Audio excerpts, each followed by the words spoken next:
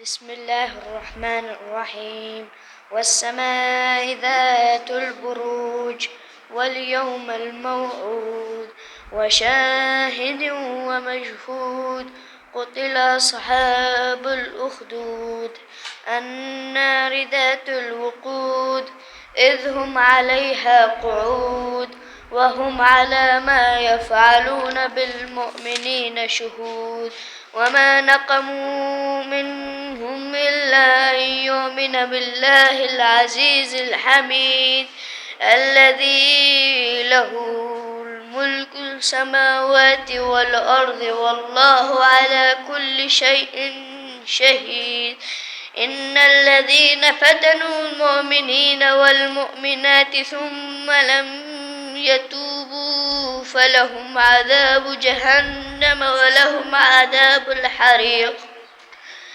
إن الذين آمنوا وعملوا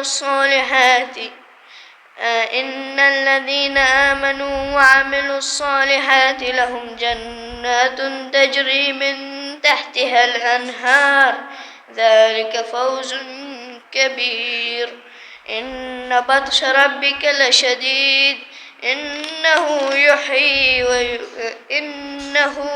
يبدئ ويعيد وهو غفور ودود ذو العرش المجيد فعال لما يريد هل أتاك حديث الجنود فرعون وثمود بل الذين كفروا في تكذيب والله من ورائهم محيط بل هو القرآن المجيد في لوح محفوظ صدق الله العلي العظيم.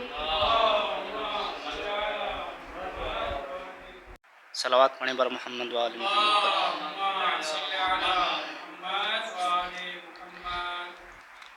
آغاز 4 مصرے خصوصی، اس کے بعد ایک کلام ان تمام کی طرف سے جو مولا کے شہر میں رہتے ہیں اور جو مولا امیر علیہ السلام کے دروازے پہ آتے ہیں، سجدے کرتے ہیں اور اپنی عقیدت کو ڈھالتے ہوئے ہر دل کی تمنا ہوتی ہے، بس کچھ آوازیں ہوتی ہیں جو مصروں میں تحریر ہو جاتی ہیں کہ نبی کی آل کا دنیا میں وہ واحد گھرانہ ہے،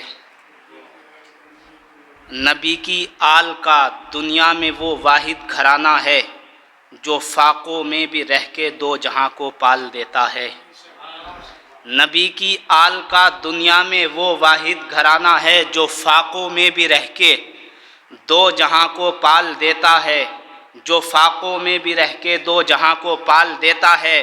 علی کے در پہ آئے ہو تو پھر مایوس مت ہونا، علی کے در پہ آئے ہو تو پھر مایوس مت ہونا، یہ ایک قطرے کی جھولی میں سمندر ڈال دیتا ہے. علی کے در پہ آئے ہو تو پھر مایوس مت ہونا، یہ قطرے کی جھولی میں سمندر ڈال دیتا ہے. یہ قطرے کی جھولی میں سمندر ڈال دیتے ہیں. نبی کی آل کا دنیا میں وہ واحد گھرانہ ہے جو فاقوں میں بھی رہ کے 2 جہاں کو پال دیتے ہیں. علی کے در پہ آئے ہو تو پھر مایوس مت ہونا، یہ قطرے کی جھولی میں سمندر ڈال دیتے ہیں، یہ قطرے کی جھولی میں سمندر ڈال دیتے ہیں. اور ایک مطلع چند شعر آغا بطور خاص سماعت کریں گے. احساس ہے جو رقم کرنے کی کوشش کی گئی شاید کسی قابل ہو کہ کیا پتہ میثم تمار ملاقات کریں. سب نجف میں رہتے ہیں، مولا کے شہر میں رہتے ہیں. ایک احساس ہے کیا پتہ میثم تمار ملاقات کریں، کیا پتہ مالک اشتر بھی کبھی بات کریں. کیا پتہ میثم تمار ملاقات کریں، کیا پتہ مالک اشتر بھی کبھی بات کریں. میں بھی سلمان کو دیکھوں مجھے سلمہ دیکھیں، میں بھی سلمان کو دیکھوں مجھے سلمہ دیکھیں. کیا پتہ ایسے بھی مولا میرے حالات کریں. میں بھی سلمان کو دیکھوں مجھے سلمہ دیکھیں، کیا پتہ ایسے بھی مولا میرے حالات کریں. اپنے مولا کے قدم چوم لوں میں بھی جا کر، اپنے مولا کے قدم چوم لوں میں بھی جا کر. کیا پتہ مجھ پہ بھی مولا یہ عنایات کریں، کیا پتہ مجھ پہ بھی مولا یہ عنایات کریں. وہ جو قمبر کو ابو ذر کو علی نے دی ہے، وہ جو قمبر کو ابو ذر کو علی نے دی ہے، کیا پتہ مجھ پہ بھی مولا وہی خیرات کریں، کیا پتہ مجھ پہ بھی مولا وہی خیرات کریں۔ وہ جو قمبر پہ ابو ذر پہ علی نے کی ہے، کیا پتہ مجھ پہ بھی مولا وہی خیرات کریں۔ ہر اس کے لیے جو نجف میں رہتا ہے کہ ایک قصیدے کے عوض مجھ کو غلامی دے دیں، ایک قصیدے کے عوض مجھ کو غلامی دے دیں، اس قصیدے کے عوض مجھ کو غلامی دے دیں، کیا پتہ آسی پہ وہ لطف اسی رات کریں، کیا پتہ آسی پہ وہ لطف اسی رات کریں۔ میری ہر فکر میں ہر سانس میں بس جائے علی، میری ہر فکر میں ہر سانس میں بس جائے علی، کیا پتہ ایسی بھی میرے وہ خیالات کریں، کیا پتہ ایسے بھی میرے وہ خیالات کریں۔ میں بھی رجعت میں یزیدوں کو تہے تیغ کروں، میں بھی رجعت میں یزیدوں کو تہے تیغ کروں، کیا پتہ میرے بھی مختار سے جذبات کریں، کیا پتہ میرے وہ مختار سے جذبات کریں۔ کربلا جانا ہے جس جس کو دعائیں مانگے، کربلا جانا ہے جس جس کو دعائیں مانگے، کیا خبر آج ہی رحمت کی وہ برسات کریں، کیا خبر آج ہی رحمت کی وہ برسات کریں۔ اور مسلمانوں کے لیے تمام دنیا کے کہ ساتھ قرآن کے اطرت بھی نبی نے دی ہے، ساتھ قرآن کے اطرت بھی نبی نے دی ہے، یہ مسلمان صحیح اپنے نظریات کریں، یہ مسلمان صحیح اپنے نظریات کریں۔ کچھ بقی میں بھی ہیں اولاد نبی کی قبریں، کچھ بقی میں بھی ہیں اولاد نبی کی قبریں، کلمہ گو سے کہیں ان کی بھی زیارات کریں، کلمہ گو سے کہیں ان کی بھی زیارات کریں۔ تذکرہ آل پیمبر کا ہوا ہے جن میں، حافظوں سے کہو کچھ ذکر وہ آیات کریں، حافظوں سے کہو کچھ ذکر وہ آیات کریں۔ اور بغض حیدر میں ہر ایک سجدے پہ ہوئے گا عذاب، بغض حیدر میں ہر ایک سجدے پہ ہوئے گا عذاب، دشمنوں سے کہو اتنی نہ عبادات کریں، دشمنوں سے کہو اتنی نہ عبادات کریں۔ گر عقیدہ ہے کہ مولا کا حرم جنت ہے، گر عقیدہ ہے کہ مولا کا حرم جنت ہے، تو بسر اپنے زیادہ یہاں اوقات کریں، تو بسر اپنے زیادہ یہاں اوقات کریں۔ اور صرف دعوائے زبانی نہیں کافی بابر، صرف دعوائے زبانی نہیں کافی بابر، ہو عمل پہلے اگر دین کی خدمات کریں، ہو عمل پہلے اگر دین کی خدمات کریں۔ انہی مصروں کے سائے میں بڑے ادب اور احترام سے میں گزارش گزار ہوں عالی جناب مولانا ندیم حسین اصغر صاحب کی خدمت میں کہ وہ آئیں اور اپنے نورانی بیان سے مومنین کے قلوب کو منور فرمائیں۔ آپ ان کے استقبال میں صلوات بر محمد و آل محمد۔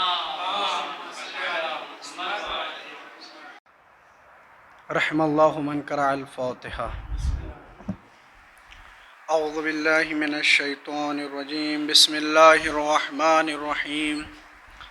الحمد للہ علی ما انعم ولہ الشکر علی ما الہم، والثناء بما قدم من عموم نعم ابتداها وسبوغ علی نسداها وتمام منن اولاها، جمع عن الإحصاء عددها ونعى عن الجزاء أبدها وتفاوت عن الإدراك أبدها، وندبهم باستزادتها بالشكر لاتصالها، واستحمد إلى الخلائق بإجزالها، وثنى بالندب إلى أمثالها، ثم الصلاة والسلام على أشرف الأنبياء والمرسلين وخاتم النبيين سيدنا ومولانا بالقاسم محمد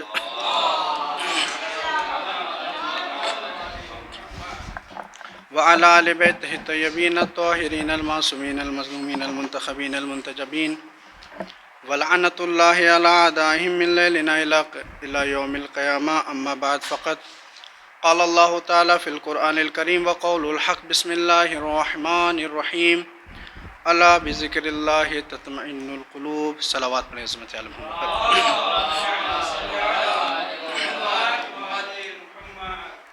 عزیزان محترم، سامعین کرام، طلاب عزیز، جیسا کہ یہ ظاہر ہے کہ ماہ مبارک رمضان چل رہا ہے، اس کی عظمتوں سے، اس کی برکتوں سے ہم واقف ہیں، اور اس ماہ مبارک رمضان میں ذکر کی طرف بڑی توجہ دلائی ہے کہ ذکر کیا جائے۔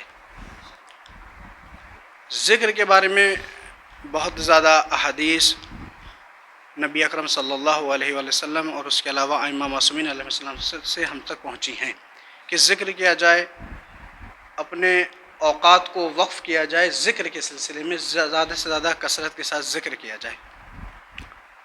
اور امام حسن علیہ السلام نے فرمایا اس ماہ مبارک رمضان کے سلسلے میں ان اللہ جعل شہر رمضان مزمارا لخلقہ، امام فرماتے ہیں کہ پروردگار عالم نے اس ماہ مبارک رمضان کو بندوں کے لیے مزمار قرار دیا ہے، مزمارا لخلقہ، کہ پروردگار عالم نے اس ماہ مبارک رمضان کو مزمار قرار دیا ہے۔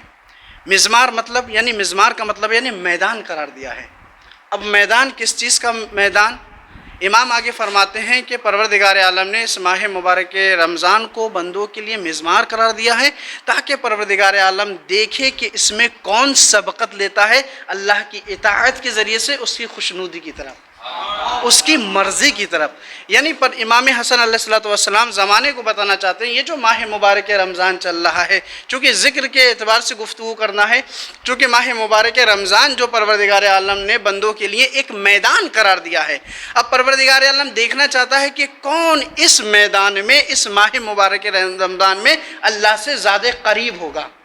اب جو زیادہ سبقت لے جائے گا اپنے اعمال کے ذریعے سے، اپنے افعال کے ذریعے سے، اپنے ذکر کے ذریعے سے، وہ کامیاب ہو جائے گا، اور جو کوتاہی کرے گا وہ ناکامیاب ہو جائے گا۔ تو ناظرین کرام، سامعین کرام، میں آپ کے سامنے ایک بات پیش کرنا چاہتا ہوں کہ دیکھیں، انسان جب عمل انجام دیتا ہے تو ضروری نہیں ہے کہ وہ اس عمل کو انجام دینے کے بعد اس کے ذہن میں یہ آئے کہ وہ کامیاب ہو گیا۔ عمل انجام دے رہا ہے، ضروری تو نہیں ہے کہ وہ کامیاب ہو جائے گا، اس کے عمل کو قبول کر لیا جائے گا، لیکن یہ ہمارے لیے ہے۔ جب ہم کوئی عمل انجام دیتے ہیں تو ضروری نہیں ہے کہ اس ماہ رمضان میں کیا ہوا عمل قبول ہو جائے، لیکن ایک ذات ایسی ہے کہ اس نے ایسا عمل انجام دیا، جب وہ جا رہی تھی تو اس نے کامیابی کی سند بھی دی، اور سجدے کی حالت میں فرمایا فزتو برب الکعبہ، رب کعبہ کی قسم علی کامیاب ہو گیا، رب کعبہ کی قسم علی کامیاب ہو گیا۔ چونکہ ہم جو عمل کرتے ہیں ضروری نہیں ہے کہ وہ اس میں ہم کامیاب ہو جائیں، لیکن علی نے بتایا کہ دیکھو ہم کامیاب ہو گئے۔ تو ماہ مبارک رمضان کے سلسلے میں بڑی تاکید کی گئی کہ ذکر کرو، خیر کی باتیں کرو، اچھی باتیں کرو، اور اپنے آپ کو وقف کر دو اس ذکر کے لیے، جیسا کہ نبی اکرم صلی اللہ علیہ وآلہ وسلم نے فرمایا۔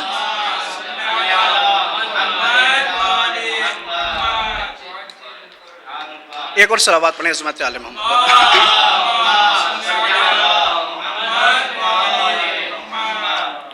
تو اس ذکر کے سلسلے میں بڑی اہمیت دی گئی کہ ماہ مبارک رمضان میں ذکر کیا جائے۔ نبی اکرم صلی اللہ علیہ وآلہ وسلم نے فرمایا کہ تذاکروا وتلاقوا وتحدثوا فإن الحدیث جلاء القلوب ان القلوب لترین کما یرین السیف جلاء الحدیث۔ دیکھ کتنے پیارا کلام ہے امام کا، معصوم کا۔ کیا فرما رہے ہیں کہ تذاکروا، ایک دوسرے سے ذکر کرو، خیر کی باتیں کرو۔ تذاکروا وتلاقوا، جب تم ایک دوسرے سے ملاقات کرو، آپس میں گفتگو کرو تو خیر کی باتیں کرو۔ وتحدثوا، اور حدیث بیان کرو۔ کیوں حدیث بیان کریں؟ کیونکہ فإن الحدیث جلاء القلوب، چونکہ حدیث ہماری گفتگو قلب کو تازہ کرتی ہے۔ یعنی جو ہمارا کلام ہے وہ قلب کو تازہ کرتا ہے، اس لیے کیونکہ جس طرح سے تلوار کو زنگ لگتی ہے اسی طریقے سے دلوں کو زنگ لگ جاتی ہے۔ اب جب دلوں کو زنگ لگ جائے تب کیا کیا جائے گا؟ ہمارا کلام کرو، ہماری گفتگو کرو، ہماری باتیں کرو، اس کے ذریعے سے تمہارے مردہ قلوب زندہ ہو جائیں گے۔ توجہ فرمائیے گا، امام معصوم کیا فرما رہے ہیں کہ گفتگو کرو، ذکر کرو، خیر کی باتیں کرو، اس لیے جو تمہارے قلب مردہ ہوئے ہیں وہ ہمارے ذکر کے ذریعے سے وہ زندہ ہو جائیں گے۔ ناظرین کرام، سامعین کرام، میں آپ سے ایک سوال کرنا چاہتا ہوں، آپ یہ بتائیے امام نے جو فرمایا ہے یہ کب تک فرمایا امام نے؟ یا جو معصوم کا یہ کلام ہے کب ہے؟ 1400 سال ہو گئے، اب تو 1450 سال ہونے والے ہیں۔ یعنی یہ امام نے جو فرمایا کسی خاص زمانے کے لیے کہا ہے؟ نہیں، یعنی امام کا کلام ہمیشہ ہے، امام کا ذکر ہمیشہ ہے، امام کا کلام ہمیشہ ہے۔ جب تک یہ دنیا ہے تب تک تو ہے امام کا کلام، تو جب تک یہ دنیا ہے تب تک یہ کلام باقی ہے، اور تب تک مردہ قلوبوں کو ضرورت پڑے گی زندہ ہونے کے لیے، لہٰذا اس کلام کے ذریعے سے ان کو زندہ کیا جائے گا۔ ایک بات تو یہ چونکہ امام کا کلام کسی زمانے سے مقید نہیں ہے کہ امام کا کلام کسی زمانے سے مقید ہے، امام کا کلام مقید نہیں ہے، یعنی جتنے بھی زمانے آتے رہیں گے ان کو اس کلام کی ضرورت پڑے گی۔ اور ہمارا کلام کیا کرتا ہے؟ قلب کو تازہ کرتا ہے۔ ایک صلوات پڑھیں عظمت آل محمد پر۔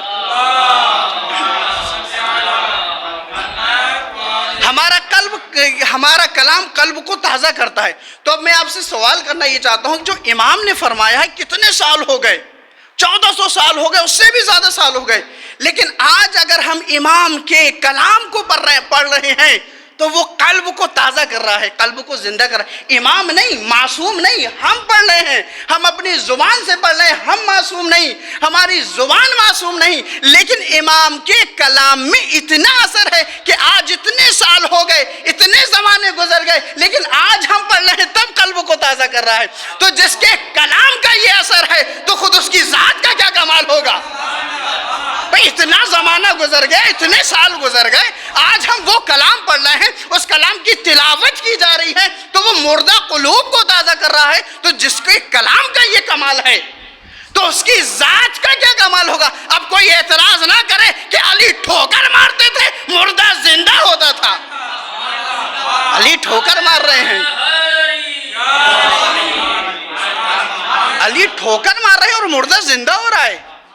ہاتھوں پہ سنگریزے آ جا رہے ہیں، پتھر آ جا رہے ہیں، چھوٹے چھوٹے کنکر آ جا رہے ہیں، وہ تسبیح و تحلیل کر رہے ہیں۔ بھئی اتنے زمانے گزر گئے جب کہ ہمارے کلام میں اثر پایا جاتا ہے۔ ایک صلوات پڑھیں عظمت آل محمد پر۔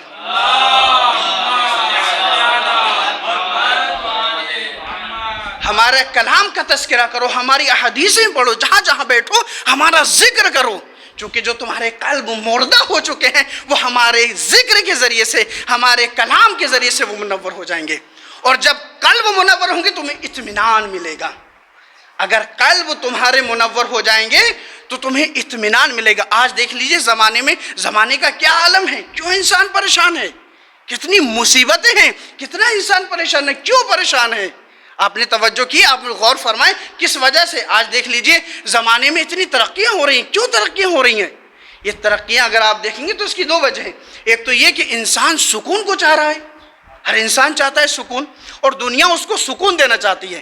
دنیا انسان کو کیسے سکون دینا چاہ رہی ہے؟ آج دیکھ لیں کہ جو بھی کسی چیز کی بھی ضرورت ہے، انسان ہے پریشان ہے۔ فرض کریں کہ انسان کو کہیں جانا تھا، اب انسان کو جانا تھا تو اب کیا کرے، کس طرح سے سفر کرے؟ تو دنیا نے کہا اے حضرت انسان تم پریشان نہ ہونا، دیکھو ہم تمہیں سکون دینا چاہتے ہیں، تم سکون کو طلب کر رہے ہو اور ہم تمہیں سکون دینا چاہتے ہیں۔ دیکھو ہم نے بڑی زحمت کر کے، بڑی مشقت کر کے تمہارے لیے گاڑی بنا دی، سیارہ بنا دی، گاڑی بنا دی، تاکہ تم پریشان نہ ہو۔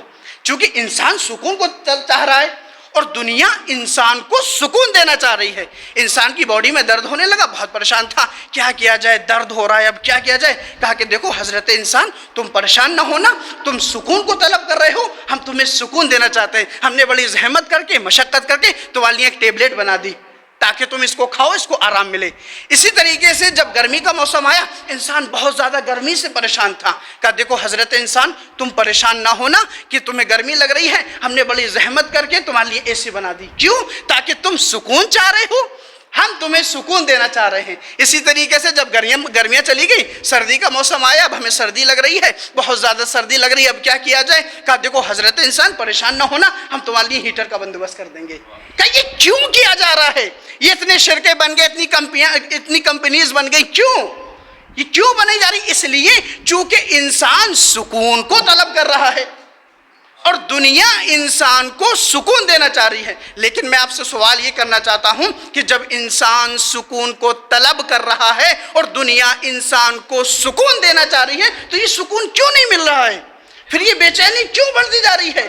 یہ اضطراب کی کیفیت کیوں بڑھ رہی ہے؟ جب انسان سکون چاہ رہا ہے تو اسے سکون ملنا چاہیے، یہ سکون کیوں نہیں مل رہا ہے؟ تو اس کا جواب یہ ہے کہ دیکھیں یہ جو ساری ترقیاں جو ہو رہی ہیں، یہ جو زمانے نے اتنی ترقی کی وہ اس وجہ سے، یہ جو زمانے کی جتنی بھی ترقی اگر آپ دیکھیں تو یہ انسان کے بدن تک ہے۔ توجہ فرمائیے گا۔ اور ظاہری اعتبار انسان دو چیزوں کا مجموعہ، ایک روح اور ظاہری اعتبار سے ایک روح اور ایک جسم۔ توجہ فرمائیے، ایک صلوات پڑھیں عظمت علی محمد پر۔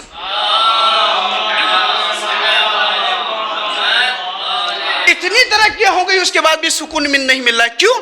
دیکھیں ظاہری اعتبار سے انسان دو چیزوں کا مجموعہ ہے، ایک جسم اور ایک روح. یہ جو زمانے کی ترقیاں ہیں وہ جسم تک ہے، روح تک نہیں ہے. اگر روح تک ہوتی تو انسان مطمئن ہوتا. توجہ فرمائیے گا، یہ جتنی بھی ترقیاں ہو رہی ہیں یہ جسم تک ہے، روح تک نہیں ہے. دیکھیے جسم، اگر انسان کی روح مطمئن ہے تو وہ جسم کو مطمئن کر لے گی، لیکن اگر جسم مطمئن ہے جب تک روح مطمئن نہیں ہوگی تو انسان مطمئن نہیں ہوگا. اب سوال یہ ہے کہ کیسے روح کو مطمئن کیا جائے. توجہ فرمائیے گا کہ روح کو کیسے مطمئن کیا جائے. کہا قرآن پڑھو. پروردگار عالم قرآن مجید میں ارشاد فرما رہا ہے، الا بذکر اللہ تطمئن القلوب. ذکر خدا، یاد خدا دلوں کو مطمئن کرتا ہے. ذکر خدا یادوں کو، دلوں کو مطمئن کرتا ہے. تو جن کے دل مطمئن تھے، جن کے دلوں میں ذکر خدا اترا ہوا تھا، وہ بڑے مطمئن تھے. ان کا جسم کیسا بھی ہو وہ بڑے مطمئن تھے. ذرا تصور کیا جا سکتا ہے ایک انسان ہے کہ جس کو سولی پہ چڑھایا جا رہا ہے، زبان کٹ رہی ہے، لیکن جو زبان کٹوا رہا ہے وہ بڑا مطمئن ہے، جو زبان کاٹ رہا ہے وہ بڑا مضطرب ہے. ایک صلوات پڑھیں عظمت آل محمد پر.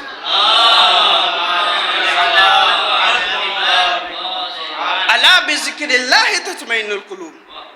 ذکر خدا دلوں کو مطمئن کرتا ہے. ذکر خدا کے ذریعے سے دل مطمئن ہوتے ہیں. اور ذکر کی بڑی تاکید کی گئی، جیسا کہ ماہ مبارک رمضان چل رہا ہے، اس کے بارے میں ذکر کرتے رہو، استغفار کرتے رہو، صلوات پڑھتے رہو. اس کے علاوہ جو قرآن کی تلاوت کرتے رہو، بس ذکر میں رہو، ہمیشہ ذکر کرتے رہو. اس لیے کہ پروردگار عالم ذکر کو بہت پسند کرتا ہے. اور پروردگار عالم کی جو صفات میں سے ایک صفت یہ ہے جو ہم جوشر کبیر میں پڑھتے ہیں، وہ لا یشغل سمع عن سمع. کہ جب کوئی انسان، میں ایک مثال دینا چاہتا ہوں، فرض کرے کوئی انسان ایک کلام کر رہا ہے تو ایک وقت میں اگر کوئی اس سے کلام کیا جائے گا، ممکن ہے کہ ایک وقت میں وہ ایک بندے کی بات سن لے. لیکن اگر ایک ہی وقت میں 2 لوگ، 3 لوگ، 4 لوگ، 5 لوگ، 10 لوگ یا اس کے علاوہ زیادہ لوگ ایک ہی وقت میں ایک ہی انسان سے کلام کریں گے تو وہ سن لے گا؟ نہیں سن پائے گا. یعنی ایک ہی وقت میں اگر کئی سارے لوگ کلام کریں تو وہ نہیں سن پائے گا. لیکن پروردگار عالم کی صفت یہ ہے کہ لا یشغل سمع عن سمع، یعنی جتنے بھی کلام کریں ایک ہی وقت میں وہ سب کی باتوں کو سنتا بھی ہے اور سب کے قلوب کو مطمئن بھی کرتا ہے. دیکھیں ایک ہی وقت میں اس کو پکارو وہ مطمئن کرے گا. تو دیکھیں پروردگار عالم کی صفت ہے، یہ خاص صفت ہے کہ اگر کوئی بھی پکارے اس کو، کتنے بھی پکارے، ایک ہی وقت میں کہیں سے بھی پکارا جائے وہ سب کی باتوں کو سنتا بھی ہے، سب کے قلوب کو مطمئن بھی کرتا ہے. اگر کوئی یہ دیکھنا چاہتا ہے اس کی کوئی مثال ہے یا نہیں کائنات میں تو ہم دکھائیں گے. اگر کسی کو دیکھنا ہے تو وہ نجف میں آ جائے، کاظمین میں آ جائے، کربلا میں آ جائے. زری ایک ہے اور ہزاروں لوگ ہیں، ایک ہی وقت میں کلام کر رہے ہیں اور سب کے دل مطمئن بھی ہو رہے ہیں. ایک صلوات پڑھیں عظمت آل محمد پر.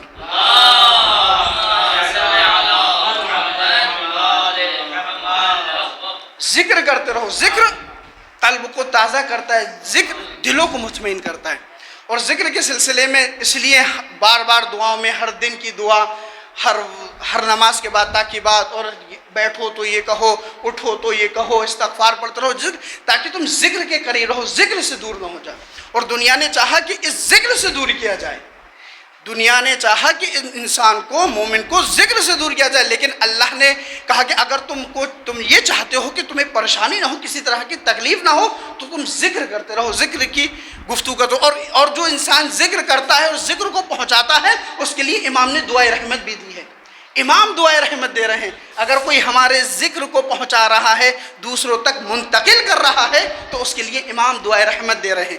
اور امام کا دعائے رحمت دینے کا مطلب یہ ہے کہ جنت اس کے لیے، نجات اس کے لیے، بخشش اس کے لیے، چونکہ امام دعا دے رہے ہیں. وہ جو آپ کے ذہنوں میں موجود ہے وہ حدیث کہ امام نے فرمایا رحم اللہ عبدا احیا امرنا، کہ دعائے رحمت ہے اس کے لیے کہ جو ہمارے علوم کو، ہمارے امر کو زندہ کر رہا ہے. پوچھنے والے نے پوچھا کیف یحیی امرکم، مولا ہم آپ کے امر کو کیسے زندہ کریں؟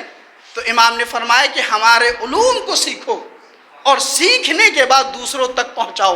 لو یعلم الناس یا لو علم الناس، اگر یہ لوگ جان لیں گے ہمارے علم کو، ہمارے علوم کو اگر جان لیں گے تو ہماری اتباع کریں گے. اگر کوئی ایسا بندہ ہے جو ہمارے علوم کو پہنچا رہا ہے لوگوں تک، اس لیے چونکہ ہمارے کلام میں، ہمارے علم میں محاسن حسن پایا جاتا ہے، اگر یہ لوگ ہمارے کلام کو جان لیں گے تو وہ ہماری اتباع کریں گے۔ اسی وجہ سے امام دعائے رحمت دے رہے ہیں، دعائے رحمت دے رہے ہیں ان لوگوں کو کہ جو ہمارے علوم کو سیکھ رہے ہیں اور سیکھنے کے بعد دوسروں تک پہنچا رہے ہیں، یعنی ذکر کو پہنچا رہے ہیں۔ جو ہمارے ذکر کو پہنچائے گا اس کے لیے امام کی دعائے رحمت ہے، اور جب امام دعائے رحمت دے تو اس کا مطلب ہے نجات یقینی، جنت یقینی، بخشش یقینی ہے۔ اور یہی وجہ ہے کہ آپ دیکھ لیجئے جو ہمارے ائمہ کو جو قید کیا گیا اور قید خانے میں لوگوں سے نہیں ملنے دیا جا رہا تھا، تمام وجہوں میں سے ایک وجہ یہ بھی ہے کہ چونکہ امام کے کلام میں حسن پایا جاتا تھا، اگر لوگ امام سے ملتے تو امام اپنا کلام بیان کرتے، ان سے گفتگو کرتے، ان سے باتیں کرتے، اور یہ جاننے کے بعد ان کی حکومت کے لیے خسارہ ہوتا، نقصان ہوتا۔ چونکہ امام نے فرمایا چونکہ ہمارے کلام میں حسن پایا جاتا ہے، اور جب حسن پایا جاتا ہے اگر لوگ اس کو سیکھیں گے تو ہماری اتباع کریں گے۔ ایک صلوات پڑھیں عظمت سے آل محمد۔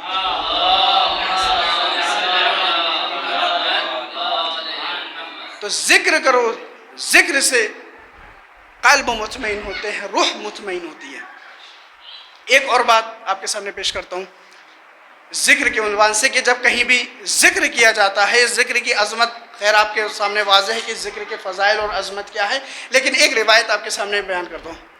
شیخ اپنی امالی میں بیان کرتے ہیں کہ جب کہیں پر بھی چند لوگ بیٹھ کر ذکر کرتے ہیں، ذکر محمد و آل محمد، ذکر اہل بیت، ذکر خدا، یعنی ذکر ائمہ جب وہ کرتے ہیں تو ملائکہ، آسمان دنیا کے جو ملائکہ ہیں وہ آپس میں ایک دوسرے سے کہتے ہیں کہ اتنے کم مقدار میں لوگ اور ظالموں کی، دشمنوں کی اتنی زیادہ کثرت، اس کے بعد بھی یہ ذکر خدا کر رہے ہیں، ذکر محمد و آل محمد کر رہے ہیں، ذکر علی کر رہے ہیں۔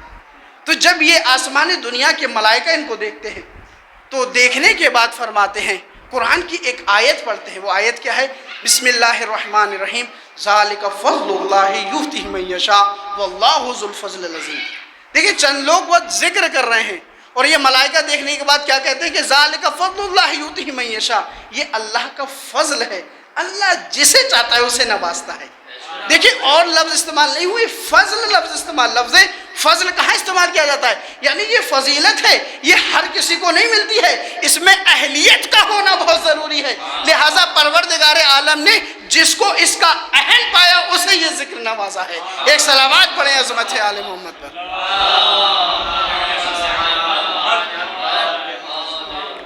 تو ذکر کرتے رہو، ذکر مومنین کو فائدہ پہنچاتا ہے۔ الا بذکر اللہ تطمئن القلوب، ذکر خدا سے دل مطمئن ہوتے ہیں۔ تو عزیزان محترم، اس ذکر کے سلسلے میں، اس ذکر کو بچانے کے لیے ائمہ نے اپنا سب کچھ قربان کر دیا۔ ائمہ نے اس ذکر کو بچانے کے لیے، قرآن کو بچانے کے لیے، ذکر اہل بیت کو بچانے کے لیے سب کچھ قربان کر دیا، اور کیسی کیسی مصیبتیں ائمہ نے برداشت کی ہیں تاکہ انسان کے قلوب مطمئن ہو سکے۔ اگر یہ ذکر ختم ہو گیا تو قلوب، انسان کامیابی تک نہیں پہنچ سکتا، انسان مطمئن نہیں ہو سکتا۔ اور اس ذکر کے سلسلے میں آج اس کا ذکر کیا جائے کہ جو بڑا مظلوم ہے، جس کو اول مظلوم قرار دیا، اس کی مصیبت بڑی عظیم مصیبت ہے، اس کا غم بڑا عجیب اور بڑا عظیم غم ہے اس کا۔ اس کی جیسی مصیبت ہے ہی نہیں۔ 25 سال تنہا رہا، یہ وہی علی کہ جس نے معاشرے کو قائم کیا، یہ وہ علی کہ جو ہمیشہ جنگوں میں رہا، یہ وہ علی جو تلوار لے کے جا رہا تھا، اس نے پورا معاشرہ بنایا، اور وہ علی آج تنہا ہے۔ وہ علی کہ جس نے معاشرہ بنایا وہی علی تنہا رہ گیا۔ کیسی مصیبتیں اس علی پہ پڑی ہیں۔ کل کی مجلس میں شب ضربت کے مصائب ہوں گے، لیکن میں مولا کی مظلومیت بیان کرنا چاہتا ہوں۔ آپ تصور کریں اور سوچیں کہ علی بن ابی طالب کا کیسا درد ہوگا، کیسی مصیبت ہوگی۔ حتیٰ کہ روایت بیان کرتی ہے کہ کبھی شیر جانوروں کے سامنے گریہ نہیں کرتا ہے دن میں۔ شیر کے بارے میں کہا جاتا ہے کہ وہ کبھی جانوروں کے سامنے دن میں گریہ نہیں کرتا ہے، جب اسے کوئی تکلیف ہوتی تو وہ رات میں جاتا ہے اور رات میں جانے کے بعد گریہ کرتا ہے۔ روایتیں بتاتی ہیں کہ علی بن ابی طالب اتنے غمگین تھے، لوگوں کے سامنے گریہ نہیں کرتے تھے، لیکن یہ جو یہ سسکیاں، یہ مصیبتیں مولا کی کنویں کے پاس جاتے تھے اندھیری رات میں، اور کنویں میں منہ ڈالنے کے بعد سسک سسک کے روتے تھے۔ اور کیسی مصیبتیں امام علی علیہ السلام پہ پڑی ہیں، یا علی بن ابی طالب جانتے ہیں یا ان کا خدا جانتا ہے۔ میں عزیزان محترم آپ کو ایک مصیبت بیان کر رہا ہوں، آپ سنیں اور تصور کریں کہ علی کی مصیبت کیا تھی۔ کل شب ضربت کے مصائب ہوں گے، لیکن آپ مصیبت سنیں کہ علی بن ابی طالب کی مصیبت کیا تھی۔ روایت بتاتی ہے کہ چھٹے امام جعفر صادق علیہ السلام کا دور ہے اور مولا کوفے میں ہے۔ مولا کا ایک صحابی ہے بشار مکاری، وہ امام کی ایک دن خدمت میں آتے ہیں اور امام بیٹھے ہوئے ہیں، امام کے سامنے ایک تشت رکھا ہوا ہے، اس میں کچھ کھجوریں رکھی ہوئی ہیں، امام کھجوریں تناول کر رہے ہیں۔ بشار مکاری آتے ہیں اور آنے کے بعد وہ بہت پریشان نظر آتے ہیں۔ ایک مرتبہ امام نے کہا ہے بشار کیا ہو گیا، بیٹھو، کیوں پریشان ہو؟ کہا مولا میں بہت پریشان ہوں۔ کہا کہ بیٹھ جاؤ، آؤ یہ تناول کرو، کھجور کھا لو۔ تو کہہ رہے مولا میرا دل بہت پریشان ہے اور میرے دل میں بہت درد ہو رہا ہے، بڑی بے چینی اور بہت تکلیف ہے۔ ایک مرتبہ میرے مولا نے کہا اچھا بشار بیٹھو اور بتاؤ کہ کیا مصیبت ہے، کیوں پریشان ہو، کیوں تکلیف میں ہو؟ تو ایک مرتبہ بشار مکاری کہتے ہیں مولا جب میں آپ کی خدمت میں آ رہا تھا تو میں نے دیکھا کہ راستے میں شرطی والے، پولیس والے ایک عورت کو پکڑے ہوئے، ایک خاتون کو پکڑے ہوئے لے جا رہے تھے۔ میں نے لوگوں سے پوچھا یہ شرطی والے، یہ پولیس والے اس کو کیوں لے کر جا رہے ہیں؟ تو انہوں نے بتایا کہ اس نے زہرا کے قاتلین پہ لعنت کی تھی، اس نے زہرا کے قاتلین پہ لعنت کی تھی، اس لیے اس کو پکڑ کر لے گئے۔ مولا نے اتنی روایت سنی، روایت کہتی ہے کہ مولا کا ہاتھ کھجور کے تشت میں تھا، مولا نے ہاتھ ہٹایا، مولا کے پاس ایک مندیل، ایک رومال تھا، وہ آنسوؤں سے تر ہو گیا۔